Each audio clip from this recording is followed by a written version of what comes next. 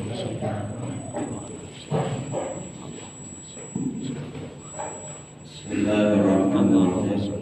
Assalamualaikum warahmatullahi wabarakatuh. Waalaikumsalam warahmatullahi wabarakatuh. Alhamdulillahirabbil alamin. Wassalatu wassalamu ala sayyidina Muhammadin Allahumma shalli wa sallim wa barik alaihi wa ala alihi wa ashabihi ajma'in amma ba'd. Qala rabbi shrah li sadri wa yassir li amri wahlul 'uqdatam min lisani yafqahu qawli. Subhanaka la ilma lana illa ma 'allamtana innaka antal alimul hakim. Shadaqallahu al-azim. Alhamdulillah, kita bersyukur pada Allah Subhanahu wa taala yang sama-sama malam ini kita bisa hadir kembali di taklim rutin kita. Mudah-mudahan niat taklim kita, silaturahim kita atau apapun yang baik kita dicatat menjadi amal saleh. Amin. Salawat dan salamnya semoga tercurah pada Nabi kita Muhammad Sallallahu alaihi wasallam. Salam barik alaihi. Orang tua, para guru, para haji, bapak, ibu, rekan sekalian, khusus orang tua kita yaitu Muharram Ustaz Muhammad ada Pak Yusuf Jojo. Alhamdulillah, semoga beliau diberikan kesehatan dan dan para orang tua yang lainnya yang tidak bisa saya sebut. Mari sama-sama kita mulai taklim kita dengan baca suratul Fatihah buat ibu dan orang tua kita semua, keluarga kita yang telah mendahului kita. Semoga Allah Subhanahu wa taala menerima amal ibadahnya dan kita mendapatkan barokahnya. Dan buat keluarga kita yang dalam keadaan sakit atau sulit, semoga Allah buru-buru mengangkat kesulitan dan penyakitnya. Al-Fatihah. Bismillahirrahmanirrahim. Alhamdulillahirabbil alamin. Arrahmanirrahim. Maliki yaumiddin. Iyyaka na'budu wa iyyaka nasta'in. Ihdinas siratal mustaqim. Siratal ladzina an'amta 'alaihim ghairil maghdubi 'alaihim waladdallin.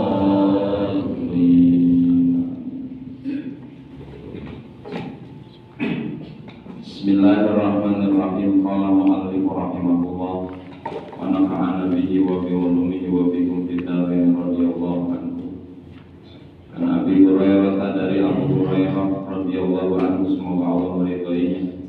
Qala berkata Abu Hurairah, qala berkata siapa Rasulullah sallallahu alaihi wasallam, inna Allah ta'ala, sesungguhnya Allah ta'ala thayyibun, itu baik, suci, layak baru illa thayyibah, maka tidak menerima sesuatu kecuali suci.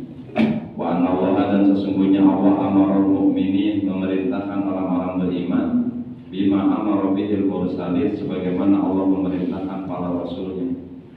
Faqala ta'ala, dan berfirman Allah ta'ala dalam Al-Quran, ya ayyuhar rusul, hai para rasul, kulu makanlah olehmu minal thayyibati, daripada yang baik-baik, wa'malu, dan beramallah kamu sholihan, dengan amal sholih.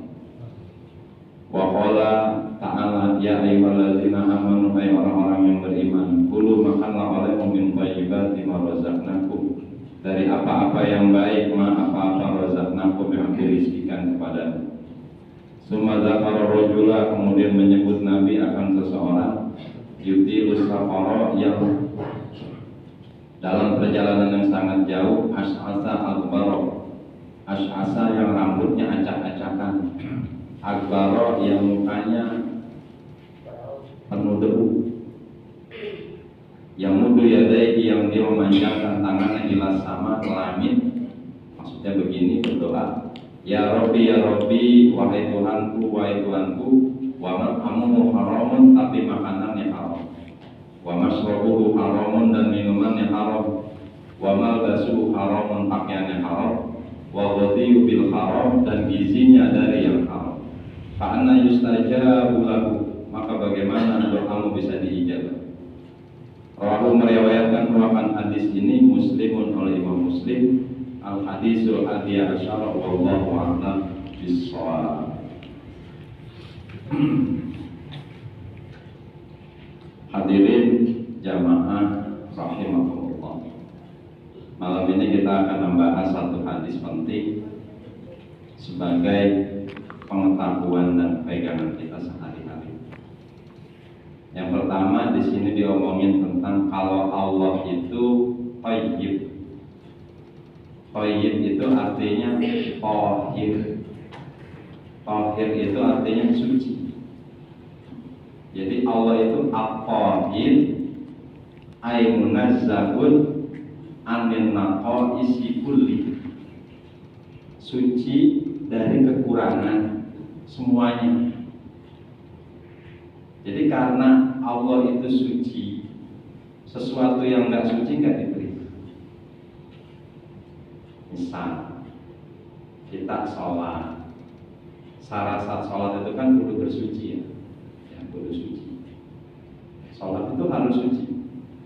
Suci fisiknya, dia hilangin ada lewat wudu, kagak boleh ada najis-najis di bajunya. Dan yang terpenting suci hatinya. Sholat kita bisa jadi sah, tapi belum tentu diterima.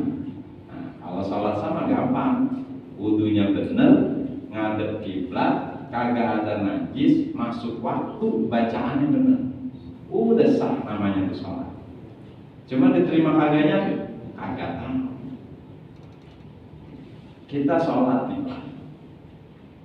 Sholat itu kalau gerakan-gerakan begitu yang sering kita baca apa?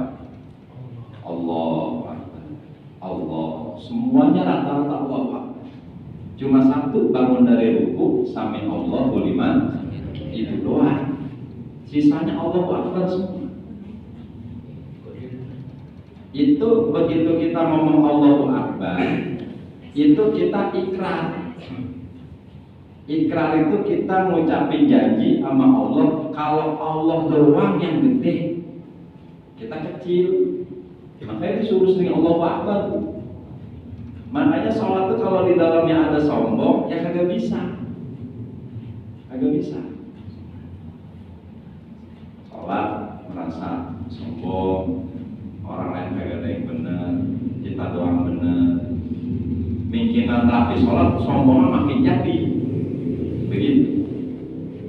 Itu kan kesombongan itu cuma milik Allah, bukan punya kita. Jadi begitu kita ngomong Allahu Akbar, itu namanya fihi iqrarun bi kibrillahi wa izzatihi. Itu pengakuan kita tentang kebesaran Allah dan kemuliaan Allah. Jadi sholat itu kudu ada syaratnya, ada rukunnya. Ini rukunnya udah benar belum nih? Rukun sholat ada adabnya. Adab itu kan akhlak ya. Sholat itu ada. Begitu. Kadang-kadang seringnya nih maunya Allah sama maunya kita beda sih. Jangan maunya Allah sama maunya kita. Maunya kita sama orang yang hebat aja beda. Beda sama orang yang hebat begitu ya. Yang punya kemuliaan segala macam beda. Misalnya gini, dari Jawa mau ke Jakarta, jamnya sama, naik keretanya sama, ongkosnya sama, capeknya sama, ya, capeknya sama. Cuma nikmatnya bisa beda, tergantung tujuannya. Kalau yang ono mah dari Jawa ke Jakarta, telepon saudaranya, katanya lagi ngapa-ngapa 3 hari, tinggal dia doang yang belum datang. Kalau yang satu dari Jakarta, dari Jawa ke Jakarta diundang perahu, beda kagak tuh nikmatnya ya? Beda. Padahal capeknya sama, ongkosnya sama, keretanya sama, jamnya sama. Maka sholat kita tergantung tujuan kita. Kita sholatnya sama-sama 3 rakaat, pegelnya sama, capeknya sama. Maka yang membedain tujuan kita sholat itu apa. Sebab riya dari sombong. Orang pengen dinilai kan karena dia ada sombongnya, ya. Dia gibah dari sombong, nganggap orang kecil karena dia merasa gede. Jadi semua itu dari sombong. Makanya sholat itu ibadah yang ngajarin nggak boleh sombong itu. Allahu Akbar, terus saja Allahu Akbar, begitu. Jadi kalau masih ada ketidaksombongan, masih ada kesombongan, kalau dari hadis ini kemungkinan amal kita bisa jadi sah tapi belum tentu diterima karena tidak suci hati kita. Waduh, kayaknya gua kagak diterima kalau begitu mana? Kayaknya gitu ya. Kalau pahala nggak tahu dah. Kalau melihat dari sini nih, sholat itu Pak, makanya dipaksa sama Allah. Sholat. Kalau Allah maksa kita, berarti Allah itu sayang sama kita. Kita lagi sholat, itu kita lagi ngomong-ngomong sama Allah. Kalau udah ngomong-ngomong sama Allah, kita kenal, kita kangen, kita pengen ketemu. Makanya orang beriman Pak, hidup senang, mati senang. Hidup dia sholat ketemu Allah, mati dia mati ketemu Allah. Nggak ada nggak senangnya orang beriman itu. Ketemu Allah itu ya emang itu tujuan kita. Allah mau ketemu Allah. Enggak, saya mah nanya doang. Saya nanya, mau nggak ketemu Allah? Tuh mau ditanya jawab serius. Mau jawab ragu-ragu benar.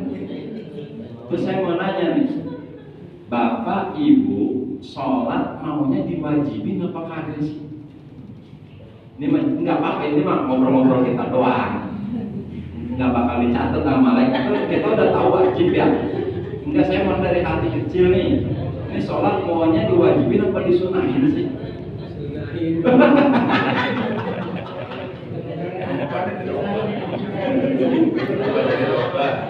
Enggak, ini mah omongan bukan nyolot ceritanya itu ya. Berarti Bapak Ibu kagak mau disayang sama Allah. Saya kasih contoh nih, kenapa Allah mewajibkan kita sholat? Kita laki-laki hadir wuludan ke masjid mana begitu, berangkat bis isya. Mah, Bapak mau wuludan dulu ya? Ya udah sono berangkat. Tapi pokoknya mama jam 11 Kiai Rapi, Bapak wajib kudu nyampe gitu. Seneng gak kita digituin? Seneng gak kita digituin? Seneng, berarti istri itu perhatian. Coba kalau misalnya jangan ketawa dulu nih. Ma, Bapak mau muludan di mana? Di Musola Nurul Hikmah. Jam 11 kelar. Kayaknya kelar. Ya kalau udah kelar Bapak terserah mau pulang ya mau kagak. Mau kagak digituin? Bini gua ada apa ini ya? Begitu. Ada yang kagak beres ini. Tapi kalau bini kita udah bilang wajib jam 11 Bapak kalau acara kelar udah sampai seneng. Kalau saya berarti masih diperhatiin. Dia masih demen sama kita begitu. Ya nggak tahu kita nyampe mau diapain atau mau diomelin, mau diapain. Tapi dia masih seneng sama kita. Jadi Allah wajibin itu sholat. Nah, udah Allah wajibin, Allah pengen kita sholatnya benar. Biasanya itu kalau benar itu sesuatu yang buru-buru, kagak ada rasanya. Bapak makan kagak berasa aja kesel. Ini kagak berasa yang adem amat ini kayak orang Jawa lu. Misalnya ini manis amat ini kayak orang Jawa aja lu ya. Kagak ada rasanya. Sholat itu nggak ada rasanya juga kagak enak. Sholat itu, makanya pokoknya kita ibadah sholat. Apa namanya? Dihusu-husuin aja udah. Biar kagak berasa busuk, dihusu-husuin. Sebab orang yang emang dia itu Misalnya dia kagak baik, dibaik-baik, itu lama-lama bisa baik, bisa barakan, dipaksain. Yang kagak busuk, dibusu-busuin pakaiannya, diustad-ustadin. Nggak apa-apa lapangan sholat mah diustad-ustadin. Jangan dibilang kompor kayak ustad, bayar kayak preman. Terbalik, orang pura-pura gila aja lama-lama gila, Pak. Ya orang ini pura-pura gila lama-lama gila. Kosong ngomong, karena banyak yang nagih, ada yang nagih dia melotot ketawa, lama-lama gila itu. Karena dia pura-pura, kita pura-purai, kita tusuk dari pakaiannya, dari bacaannya, dipaksain-paksain sambil belajar, tentunya sambil belajar. Itu lama-lama nanti bakal dapat busuk. Makanya karena busuk berat itu, yang penting lempengan Allahu Akbar busuk. Begitu ya? Kan begitu kan kata mazhab fikih kita ya. Lempengan Allahu Akbar nyambung sama Allah. Kesononya ya moloti ngapain? Soalnya moloti paketnya habis. Moloti muter aja itu pikiran gitu ya. Nggak apa-apa. Tapi udah ada bibit-bibit busuk. Ntar Isya ketemu lagi, Allahu Akbar dapat lagi sedikit. Subuh ketemu lagi, insya Allah lama-lama ya busuk. Insya Allah itu lama-lama begitu. Jadi gitu Pak. Karena sholat, melaksanakan sholat gampang. Nah, mendirikan sholat itu maksudnya rukunnya, syaratnya, adabnya kudu kita pakai. Adab sholat, ada adab-adabnya. Ya dari pakaiannya, dari macam-macamnya, dari ketenangan, ya tumakinahnya, itu kan ada sopan santun terhadap Allah Subhanahu wa Ta'ala. Jadi Allah itu suci, Allah itu baik. Kita sedekah, Pak. Kita sedekah, duit boleh nyolong, yang gak diterima. Karena Allah itu layak balu ilah thayyibah, tidak menerima kecuali yang baik. Kalau duit boleh nipu, kita mau kasih ke musola, bilangnya jangan sedekah. Ini sedekah Pak, aku pun dulu aja, terserah mau diapain deh. Kalau dibilang sedekah, malah dosa. Kita duit boleh nipu pakai sedekah, ya malah dosa. Malah yang Allah itu. Malah yang Allah. Sebetulnya nanti di sini kaitannya sama makan. Begitu. Nah hadirin, jadi perintah-perintah ayat begini nih, Allah tidak menerima kecuali yang suci, yang baik. Sebelum kita disuruh, Nabi udah menjalani. Jadi nggak ada itu perintah umat dulu baru Nabi belakangan, kagak. Jadi Nabi-Nabi itu udah jalani baru nyuruh umatnya, Nah di sini dibilang, hai para rasul, kulu itu makanlah, minat thayyibati, dari yang baik-baik, maksudnya halal, maksudnya yang bukan yang kotor begitu ya. Wa'malu sholihat, dan beramal soleh kamu. Ini dari ayat ini Pak. Ini ayat ini ngomongin makanlah kamu dari yang baik-baik, baru beramal soleh. Kita Pak, anggap contoh amal soleh kita adalah sholat. Amal soleh kita adalah puasa. Amal soleh kita adalah umroh dan haji, baca Quran, ngaji kayak begini nih. Tapi sepanjang yang kita makan kurang baik, sebutir aja tuh ada yang tidak halal, sayang pada kita, nggak bakal nyampe. Satu barang haram masuk ke perut kita, 40 hari amal ibadah kita ditolak. Bukan masalah tidak sah, kalau sesuai rukun syaratnya ya sah, tapi ditolak. Begitu. Satu hari kita makan yang haram, 40 hari ibadah kita ditolak. 40 40 hari kita ngasih makan anak kita yang halal, pasti halal. Udah kagak usah didoain, Allah yang ngurusin anak-anak kita. Kagak usah didoain tuh anak, Allah yang ngurusin anak kita. Insya Allah jadi anak soleh. Begitu. Cuman mastiin makanan yang halal itu susah. Apalagi sekarang kita udah dikepung sama bank. Saya guru ngaji pakai BJB coba. Ustaz, ya mau kagak mana? Dan saya guru sekolah. Ya di pesantren-pesantren semuanya perbankan itu. Yang ada sebagian pendapat ulama begitulah, ada praktek ribawi umpama segala macam. Susah kita ya? Agak susah ya. Ada satu cerita. Ini cerita nyata ya. Di Baghdad, di Irak. Berapa ratus tahun yang lalu. Itu kalau ada pemimpin yang zalim, warganya berdoa minta diganti atau minta didoain mati, itu pemimpin nggak pakai nunggu sejam 2 jam, besok langsung mati. Terus begitu. Ini pada satu hari ada presiden baru nih, pemimpin baru. Dia takut didoain mati. Diundang warganya. Masyarakat saya datang ke istana. Jangan lupa ke istana bawa telur sarang hantu, bawa telur mentah. Kalau udah bawa telur, udah. Ini raja telurnya bagaimana? Udah geletakin aja. Itu satu negara telur kayak apa banyak. Anggaplah yang diundang satu kabupaten dah, bukan satu negara.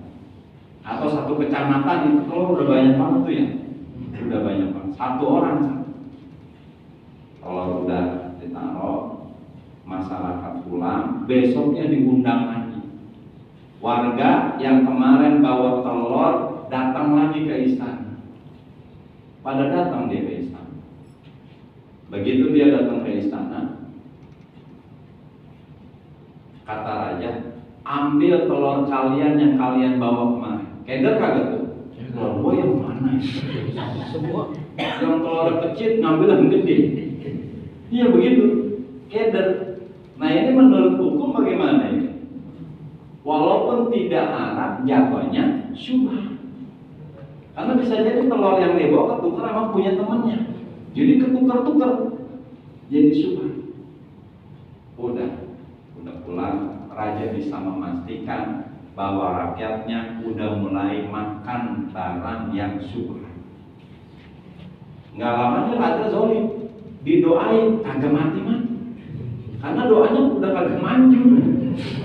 Makanya itu Jokowi 10 tahun ya didoain macam-macam kagak bakal mati.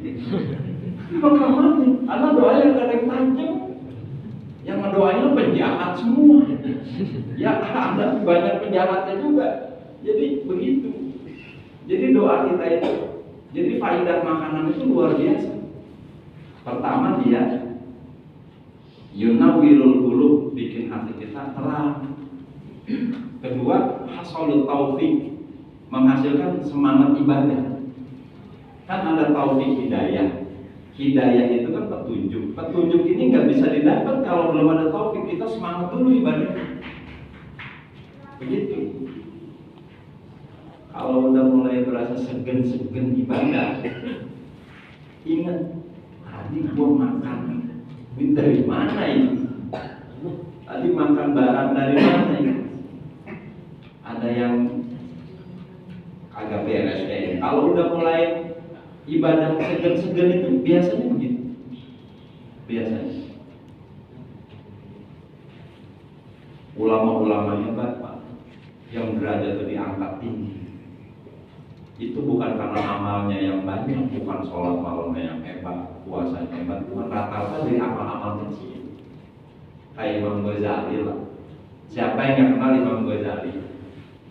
Itu derajatnya diangkat kenapa? Cuma lantaran membiarkan laler minum tintanya, dia lagi nulis malah diambil ke laler, dirapi, dikasih minum, diganti minum yang baru. Itu kan amal kecil banget itu. Ya, amal kayak begitu doang. Kadang-kadang Allah ridho dari amal kecil kita. Makanya jangan suka ngeremehin amal kecil. Kadang-kadang Allah benci amal dosa kecil kita. Makanya jangan ngeremehin dosa walaupun kecil. Ngerinya melakukan dosa kecil ini nih yang Allah gede banget sama kita. Begitu. Ada 3 rahasia kan. Allah merahasiakan pahala kita, Allah merahasiakan dosa kita, Allah merahasiakan siapa walinya Allah. Makanya jangan suka meremehkan orang lain. Iya, sekarang dia mabok-mabokan, dia kagak sholat. Tapi kalau Allah punya kehendak nanti di ujung-ujung umurnya dia dapat hidayah, sholatnya lebih mantap, kemudian dia mati husnul khotimah, kita yang di akhir hayat kita malah kagak benar, lah untungan dia daripada kita. Itu pengaruh makanan bisa sampai ke situ itu. Orang kalau makannya ada yang kagak beres itu ditalkin susah. La ilaha illallah. Begitu. Ngegerem kayak mau ngegigit. Matinya tuh kayak kagak mau mati. Ini kagak ada ini. Masih kesal aja tuh muka matinya juga. Itu efek makanan. Efek makanan. Pernah nggak dengar cerita seseorang disiksa di alam kubur 70 tahun karena dia ada yang nyelip di giginya ya. Kemudian dia ambil, kalau zaman dulu rumah banyak bilik kali ya, dipotek buat ngambil selipan nasi di giginya. 70 tahun disiksa. Kayaknya pesimis masuk surga kita nih kalau begini.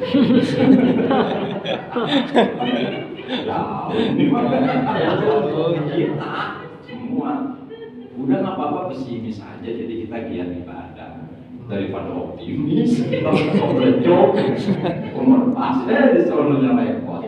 Ya repot mah repot pasti kita ya, repot mah pasti. Makanya udah dah, nggak usah banyak gaya, kita harapin sapatan kita aja udah itu doang satu yang bisa nolong kita. Kita cinta sama Nabi kita Muhammad. Terus pada sini makanlah kamu yang baik-baik, terus beramal soleh. Ini ayat Quran ini Pak. Ini nandain Pak. Jadi Allah itu kita udah dikasih makan, udah dikasih rizki, udah dikasih istri, udah dikasih suami, dikasih anak, dikasih cucu, dikasih rumah, dikasih mobil, dikasih kerjaan. Tinggal apanya? Ya tinggal ibadahnya doang. Ya, tinggal ibadah. Semuanya udah dikasih Allah.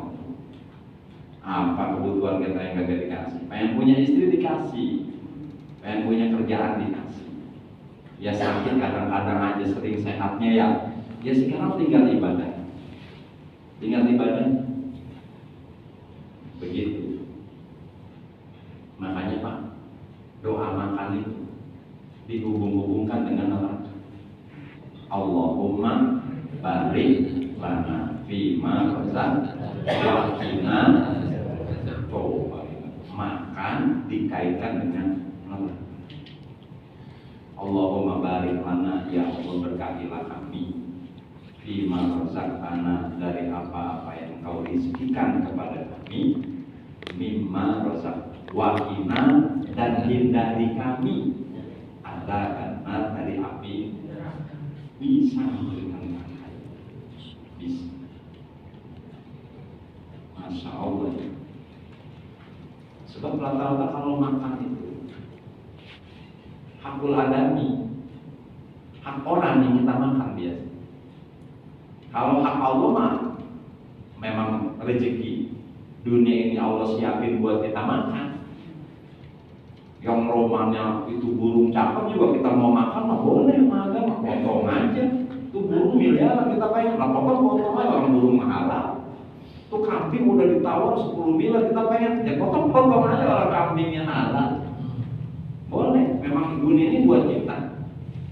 Cuma kalau udah punya orang, ya kepemilikan itu menjadi punya orang, nggak sembarangan kita makan, izin dulu.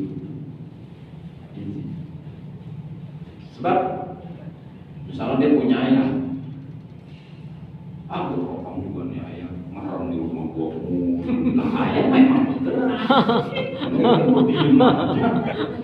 Kata orang boleh, orang mangga aja di tembok kono punya ngaji tanam di tembok kan. Ngejulur keluar, masa gua pengutin sampahnya doang, gua sengget mangganya. Kata ulama kalau mangga mah boleh, karena dia tumbuh. Ya, boleh tuh kita sengget. Kata ulama nih yang longgar-longgar masih boleh, bukan cuma nyapuin sampahnya doang. Lah kalau ayam kelayakan kita potong mah lain cerita. Beda itu mah. Jadi ada makhluk yang memang tumbuh, disebutnya nabati, ya kayak tumbuh-tumbuhan. Ada hayawan yang dia bergerak kemana-mana, kambing, kebo, kan bisa aja dia kemana-mana nyasar gitu ke kebun orang segala macam. Jangan masalah foto, begitu. Nah ini nanti ngasih gambaran nih. Ada laki-laki kayak dalam perjalanan yang jauh banget, rambutnya acak-acakan, mukanya debu mulu. Berarti ini orang jalan jauh banget, ini rambutnya sampai acak-acakan, mukanya udah kusem dah, udah debu mulu. Yang muddu yadaihi, dia julurkan tangannya begini, ya Robbi, ya Robbi. Tapi yang dimakan haram, yang diminum haram, yang dipakai haram, maka bagaimana doanya bisa diijabah? Ini gambarannya kita apa? Mau tirakat kayak apa? Puasa 30 hari, 30 tahun kagak berhenti. Tahajud udah 30 tahun gak berhenti. Baca Qurannya seminggu sekali hatam. Panjang perjalanan ibadahnya. Kalau dia doa, dia tawar Tuhan sampai menjulurin tangan begini. Butuh banget tuh tandanya nih. Butuh. Orang kalau butuh sampai begini ya. Ya Robbi, dia sebut-sebut nama-nama Allah. Ya Robbi, ya Allah, ya Karim, ya Rozak, ya Fatah, ya Ali. Mau dibaca doa semua lulus. Percuma doanya. Kalau yang dimakan, yang diminum, yang dipakai haram, fa'anna yustajabu lahu. Kata Allah, bagaimana bisa gue ijabah doa?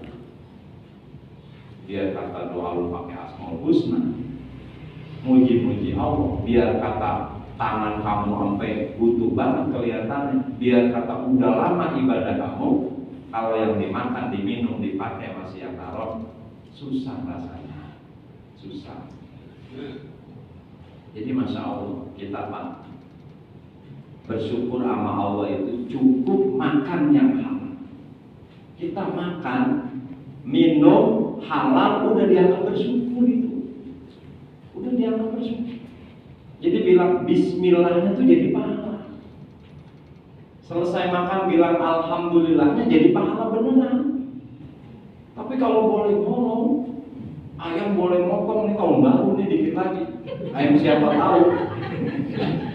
Ayam mama, woi, baca bismillah, itu mana dosa?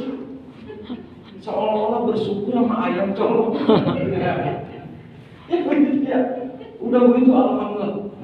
Ayam boleh nyolong, enak ayam boleh nyolong. Enak bapak lu gak beli. Enak ayam boleh nyolong. Masya Allah. Begitu. Disitu kan washkuru lillah, bersyukurlah kepada Allah in kuntum iya ta'budu.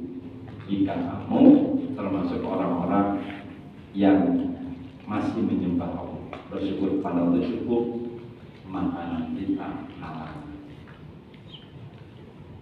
Makanya kan kalau kita misalnya kita nomor duit gimana? Misalnya nomor duitnya 5 juta ya. Kira-kira gimana? Itu yang kehilangan duit, udah nyumpain mulu.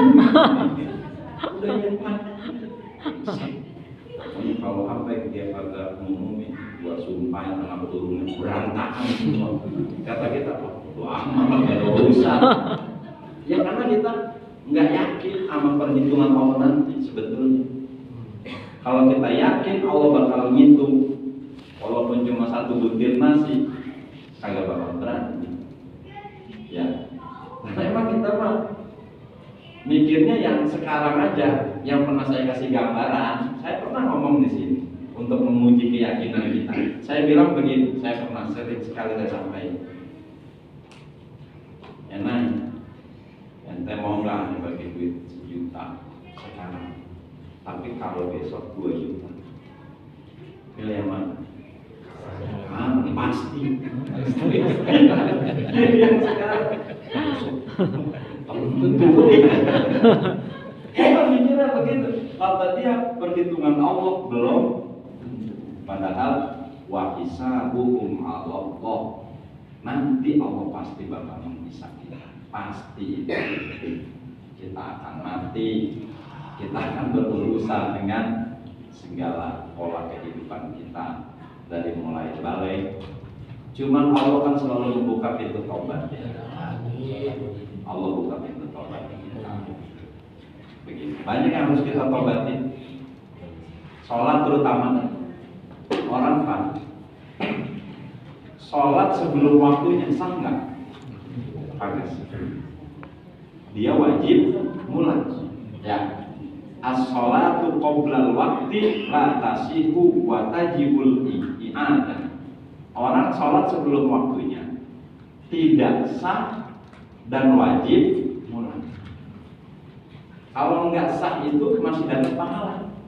Fatihahnya dihitung, rukuk bacaannya semua dihitung.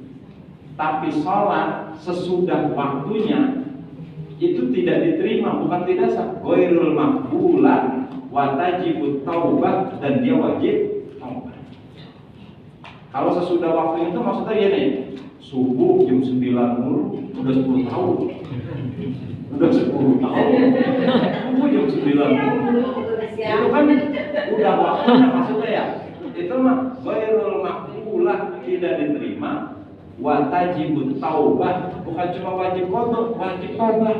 Yang model begitu. Kalau dia sholat subuh jam 3:30, kalau subuh 3:30, ya kagak sah, cuma wajib ngulang. Tapi kalau sholat subuh jam 9, tidak diterima dan wajib taubat. Kita sering kayak dulu zaman masih pakai celana cutbray, ngomong dangdut dulu. Nonton layar tancap, lenong segala macam, udah kagak karuan, berangkat membayar isya kagak. Balik subuh boro-boro, udah ambak-ambakan dulu. Itu mesti kita ingat dan seingat kita, buru-buru kita taubat, qada dan bertobat pada Allah Subhanahu wa Ta'ala. Semoga bermanfaat. Kurang lebihnya mohon maaf.